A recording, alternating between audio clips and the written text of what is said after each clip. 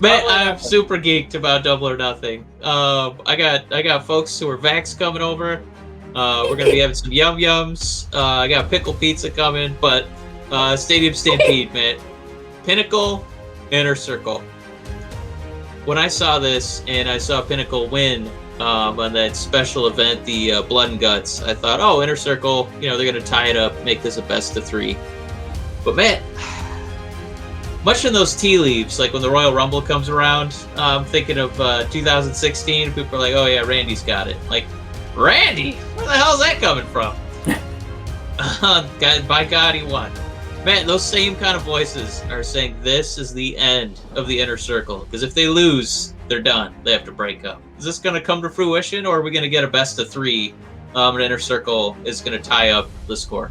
I think they're definitely pushing this to Jericho having a face run. So I think he does a better face run without Inner Circle. And I think it'll be fine for these guys to give it a go. Even though we do want to get younger guys facing Kenny Omega for all of his titles, I think it would be kind of fun to see Kenny and Chris go at it again, but with a face Chris and a heel Kenny. I think there's a lot of viewership in that. That's a huge pay-per-view match, and I think it would just be more fun to see the return of like the list toting type of Chris Jericho, and we are getting there. Yeah, I think it's time for Santana and Ortiz to kind of get back into the tag team picture.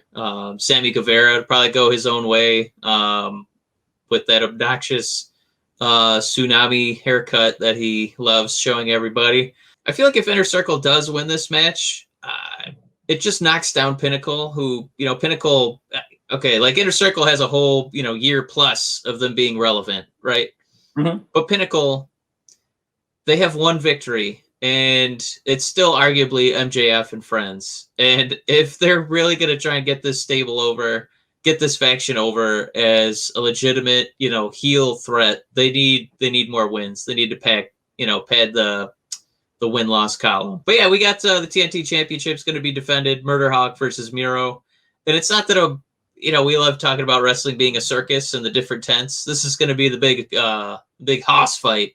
The meaty men slapping meat. It's not as exciting for me as it could be, because we know that Miro, this is his time. This is, he's got the rocket.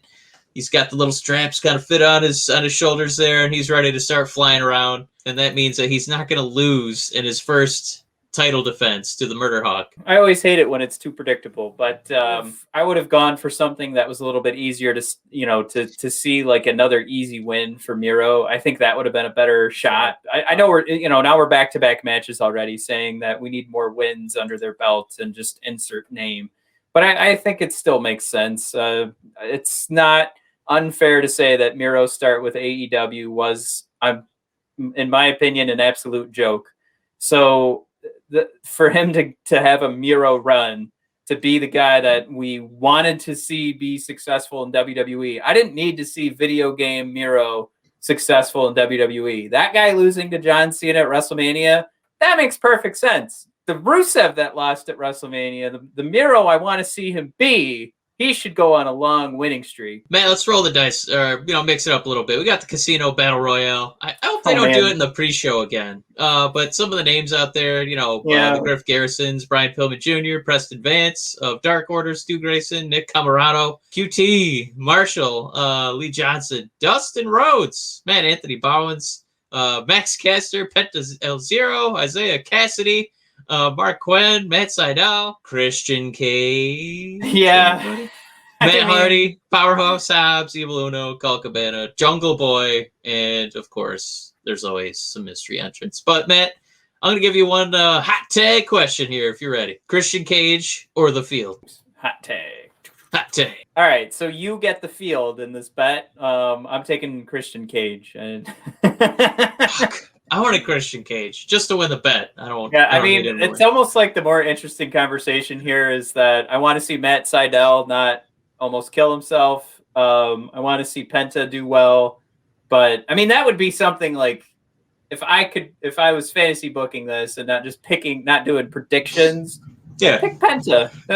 Like 9 times out of 10. I don't know who the mystery entrant is going to be. The really sexy rumor that I don't think has enough meat to it to really, come true. But Samoa Joe is a guy who said he's got something up his sleeve. He's got some. He's going to be busy. We haven't seen a lot of that in the tea leaves, but he is unemployed. I think companies would love to have him there, but I have a feeling it's going to be our boy Big Show. I wasn't excited about Christian Cage. It was because it was Christian, not because it was AEW. Yeah. Again, not enough pants in the world to contain the jism that would be streaming from my middle if from my wee. I think Samoa Joe came out and won that match. If Samoa Joe comes out, Mike, and beats Christian for the Casino Battle Royale, Mike, there's not enough land on planet Earth to contain the amount of cinnamon roll. All right, cream. Let's move on, man. We got Brian Cage, soon to be a horror movie actor, we're learning. He's just going to fight Hangman. Hangman, he's kind of been toiling around. He's been drinking whiskeys. He's been in tag teams. He's been doing everything but the main event.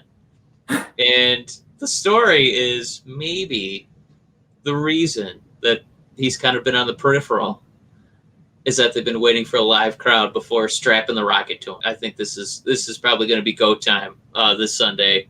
We got people back. Let's light a fire under this guy and just send him to the moon.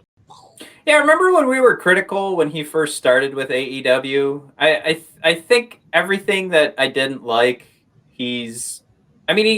no, you know what? It's not even that I didn't. I hate when these guys are just crowned as these wrestling gods, and then I look at their character and I go, all right, he's on a horse. That's pretty neat.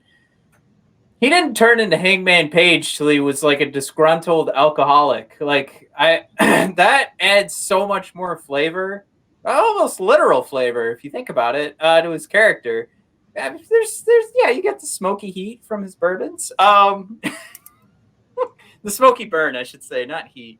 But he's just become like, I say, like it's Stone Cold-esque in regards to maybe not the loud drunk, but he's definitely the quiet, scary drunk. He's got like that Aragorn feel to him, in the back of the end of the Prancing Pony. Yes, thank you. He's like Aragorn at the back of the end of the Prancing Pony. The fun possibilities of Kingston and Jon Moxley running the tag division. Oh, I would be sitting in front of my TV at 7:30 hitting refresh, just excited for Dynamite to start again. If Kingston and Mox were opening and closing shows as the champs. Perfectly booked for you to finally hate the Young Bucks. Like I think that they did such a good job with this, and it's been a struggle, I think, to get you to despise the Young Bucks, because they're doing like good work on like ESPN too, and showing up with their Jordans, and they're playing into all that fun stuff. So I think this is that moment where you're like, God damn it. I will be more upset that they're taking away my Kingston and Mox run than I am with them taking the actual tag titles. That's what's going to get me upset. Cody Rhodes and Brandy Rhodes are... biggest feud in pro wrestling? Yeah, that was it. Cody Rhodes and Brandy Rhodes versus Self-Awareness. Woo! And she did not tweet that, for the record. No, that was a response. Yeah. Oh my God! If Thunder Rosa tweeted that, then we'd know she's on her way to NXT. She gone. But yeah, he's gonna fight Anthony Ogogo. Cody breaking out the American Dream gimmick, but I've never wanted Cody to lose more than I want him to lose this Sunday. Whew. It is Hikaru Shida versus Britt Baker. Now, in a good way. It feels like the Miro Murdoch is kind of set in stone, right? This feels like Britt Baker's time, right? Yeah. Is it finally time to pull the trigger on this one? Here's the difference, Mike, between Miro's match and this match, because we know exactly what's going to happen, what the end result should be.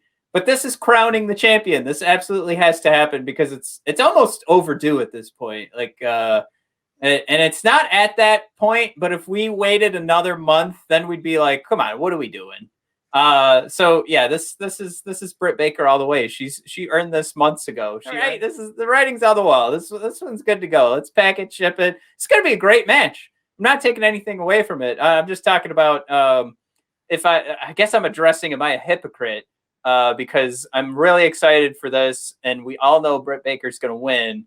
But am I a hypocrite because I'm not as excited about Murder Hawk and Miro because I know who's gonna win? Like Shida she is not stale, but it feels like, you know what?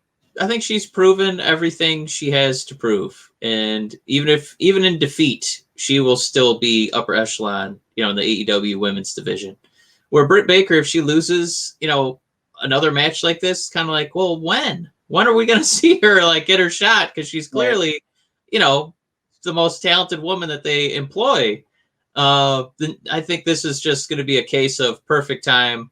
Let's roll with this and see how high she can take the ceiling for this whole division. Main event: Kenny Omega defending against Pac and Orange Cassidy. I shared an article this week. One of my favorite websites, Ringer, had a pretty good one about the ceiling for his career as more of a clown than a serious title contender like Omega or even Pac. So there might be a lower ceiling for him, as far as like winning championships goes. But Orange Cassidy, the man, I think he's going to be fine financially, and a lot of that is attributed to he can be both sides of that coin. He can be humorous, and he can still wrestle. For this match, Kenny Omega all the way. And I think Orange Cassidy's taking the pin, and I think they're going to keep Pac safe, and I think they're going to do another Pac and Kenny after this. Leading into eventually, they're going to go back and do the Hangman versus Pac, and Hangman's going to prevail. Yeah, I think what's funny is we just had a Bobby Lashley, Braun Strowman, and McIntyre match, and it was like clockwork the way we predicted. Braun's going to eat a couple finishers, take what we used to affectionately call the Kane spot, where you don't get to win a title, but you are in a title match. And what's going to be fascinating is that I think Orange is in the Kane spot. I think he's going to eat a couple of finishers and take the pin, but man, I think he's kicking out of a one-winged angel on Sunday. And that might not be a title victory, but still be something to put a little feather in his cap that not a lot of people kick out of that move, because it's pretty heavily protected. BrothersOfDiscussion.com, BODpodcast.com for all the archive junk, and then really hope you guys check out the YouTube channel. That'll be the Brothers of Discussion. Give us the old subscribe and help us continue to grow. We've had a pretty good run here. We appreciate everybody that's come along for the ride. All right, everybody. Thanks for tuning in, and enjoy the weekend.